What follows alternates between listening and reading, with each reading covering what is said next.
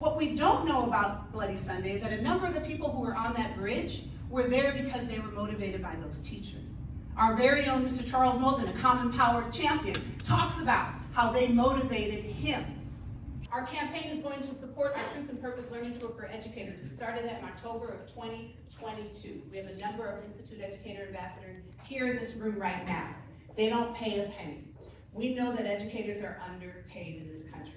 They apply and they go on this journey. It is always, when my team knows this, one of the saddest things to me on the day that we have to decide who gets to go and who can't, that we have to tell people no. But what we have done is we've gotten a bigger bus. And so in September, we can a little bit solve that problem because we're going from 35 educators to 53 now.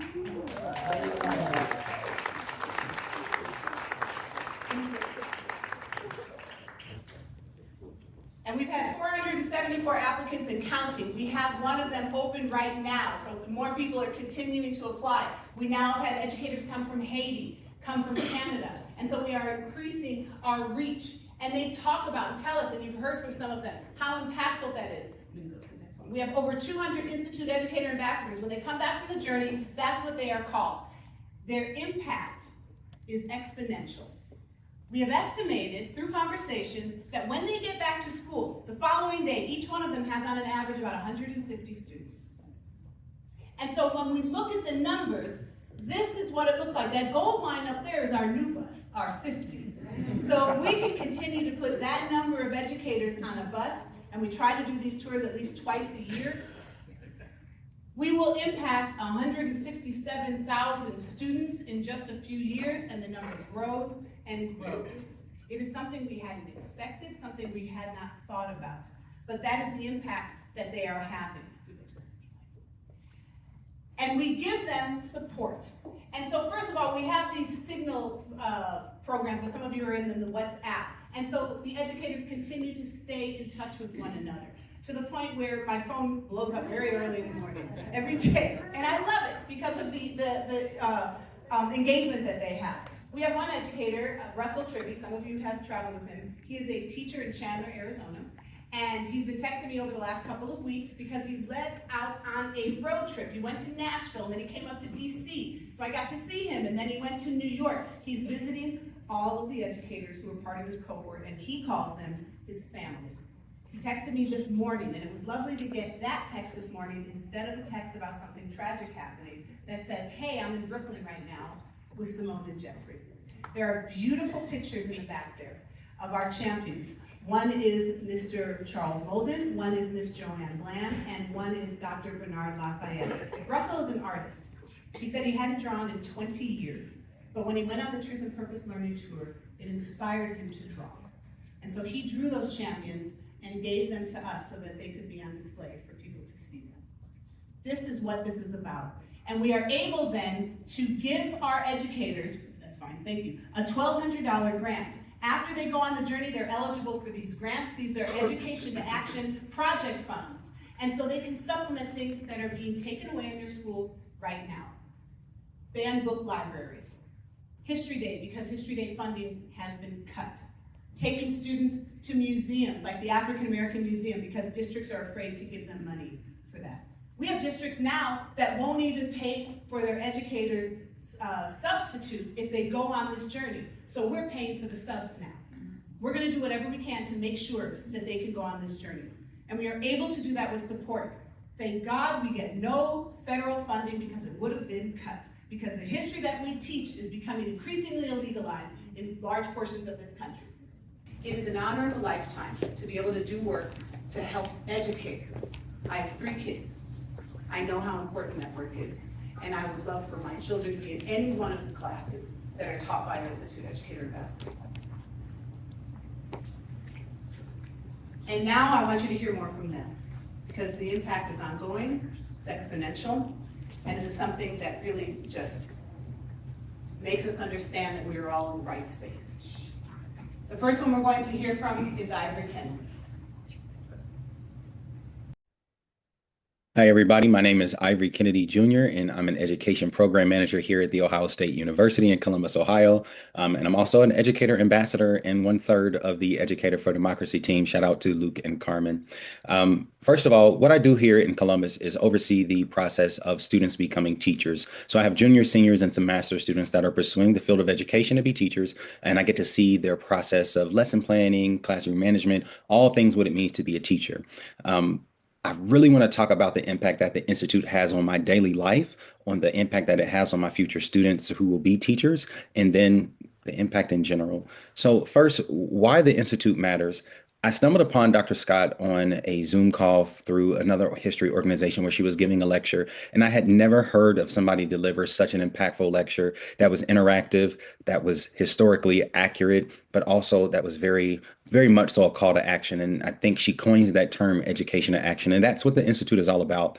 The Institute has been instrumental in everything that I do from here on out because of the ways in which truth is being told.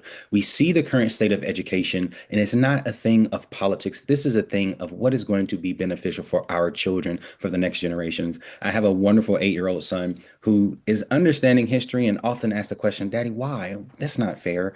So the idea that there's an organization that can help teachers not only mobilize them to the South where the history happened, but to put them in spaces to share ideas, to have this sense of community when we are under such intense pressure right now. It is. I struggle to put it into words because what the Institute is and how the Institute has functioned, at least in the year and a half that I've been involved, is incredibly profound. So I ask you, how can you be a part of helping us as educators, as the Institute for Common Power? How can you be a part of helping us do something that was done in January of 1965, where the teachers in Selma got together and they laid the foundation for what became the Teachers March, which then became the foundation for the 1965 March from Selma to Montgomery? How can you help us do that? Is that just by spreading the word? Is that by getting in and staying in, as John Lewis said? And that's a part of the mural that's in Atlanta, one of the stops.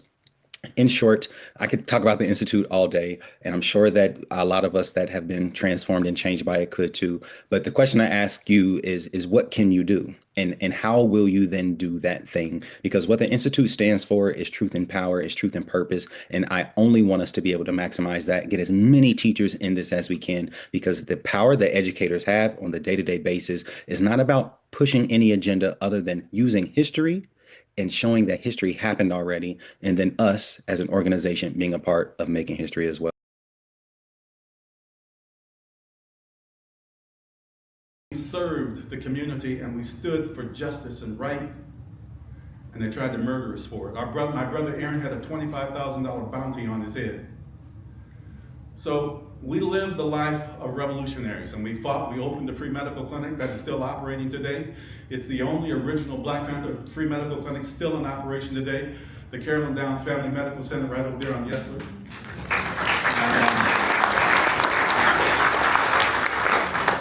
The legacy lives on. Fred Hampton used to say, you can jail a revolutionary, but you can't jail the revolution. You can kill a revolutionary, but you can't kill the revolution. And he said, what we need is brown power for brown people, yellow power for yellow people, red power for red people, white power for white people, and black power for black people. What we need is all power to the people. That's what all power to the people means. And because he built this initial rainbow coalition, that was not Jesse Jackson who coined that phrase, that was Fred Hampton. You know, that scared the death out of J. Edgar Hoover and Richard Nixon and all of his cronies. And see, I know it's a different time. When I talk to my students and these student organizations, these student groups, and they ask me, you know, how do we fight? And I said, you're gonna find a way. See, the young woman that filmed the murderer of George Floyd, she didn't need a shotgun in the law book. She used her camera. And that fool is in jail now. And so there are many different ways that young people can fight, many different ways that you can fight. But the most important thing to remember is that cowards, they're called paper tigers.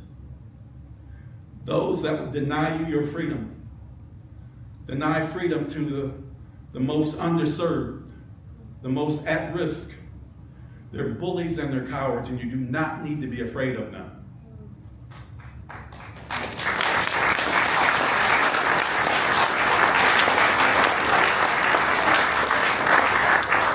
If you haven't stood up before, it's time to stand up now.